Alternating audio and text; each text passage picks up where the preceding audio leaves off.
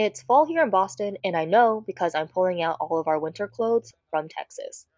And what's more New England fall coded than some apple picking and some leaf peeping? The term leaf peeper is new to my vocabulary, and they are basically what New Englanders call tourists who come to New England in the fall to look at the autumn leaves. And I'm not offended. For now, I'm fully embracing it. Anyway, I went apple picking with my section at an alumni's orchard, so naturally, today I want to tell you about that experience and what I have learned about networking here at HBS so far.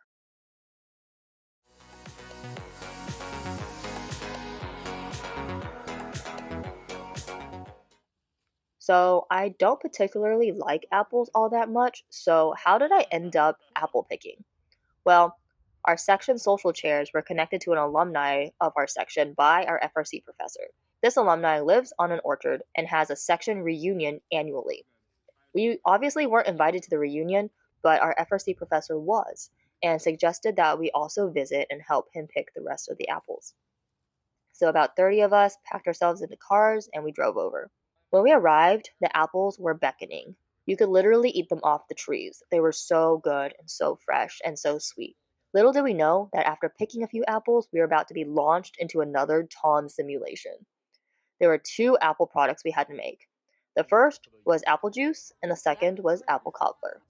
To make the juice, many buckets of apples needed to be picked and then processed through a machine that smushed them, and then a filter that strained it. Once the juice was pressed, we bottled it. To make the cobbler, apples needed to be picked, then peeled, then chopped, then seasoned, then baked. Since we had experience from Shad, we had 2 to 3 people picking apples, 2 people peeling apples, 2 people cubing them apples, 2 people feeding the smusher, yes, a very, very technical term, and 2 people managing the filter. These activities were really fun and collaborative, and we switched out whenever we got bored or tired. It was so refreshing to be able to enjoy the fruit of our labor, pun intended, and we got to bring a lot of apples and juice home. Okay, so about networking. We're going to keep talking about what I learned in Tom, applicable for both apples and also networking. So, in one of our Tom classes, we were talking about AI drug discovery and debated whether or not AI would be able to do this successfully. Side note, our Tom professor is brilliant, and he wrote this case, and he is the same age as we are. And I know this isn't related to networking, but I promise I'll tie it all back in soon. A part of the class was more conservative by saying that AI models are trained on data and data has biases. So it would likely only be able to generate solutions that are similar to the data. But medicine needs to be sometimes a delusional idea. So AI may only be able to synthesize average or worse than average drugs. However, another part of the class had the opinion that AI would be able to recognize patterns humans would not be able to see and generate some truly novel ideas. So, our professor plotted some points on a graph representing molecules to target for drug discovery, and he simplified it down into only 2 dimensions: size and shape.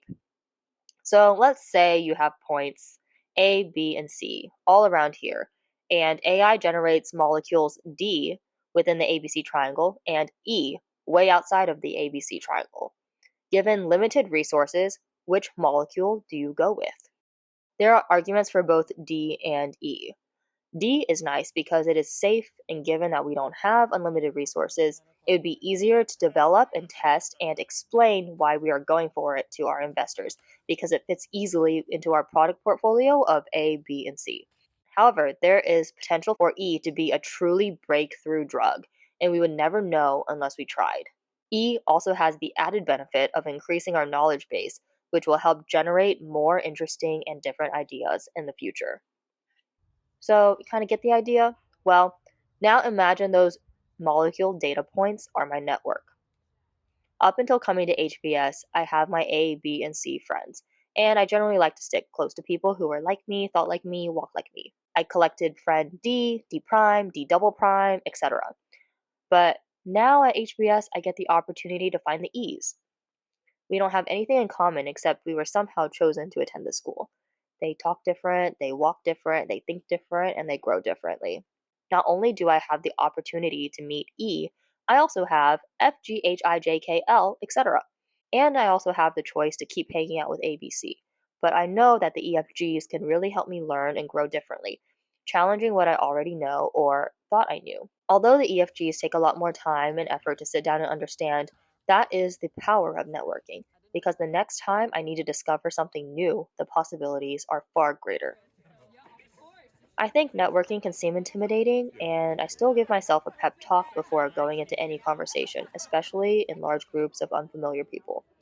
But I think here at HBS and in the real world, networking can literally be anything: double dates with people I barely know, responding to a random request for Tylenol at midnight, or offering to help a section mate sew a button back onto her coat.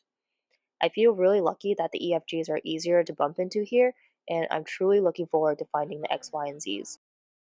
Well, that's all for today. It was a short one, but if you thought this was interesting, please drop a like and a comment and hit that subscribe button. Until next time, bye guys!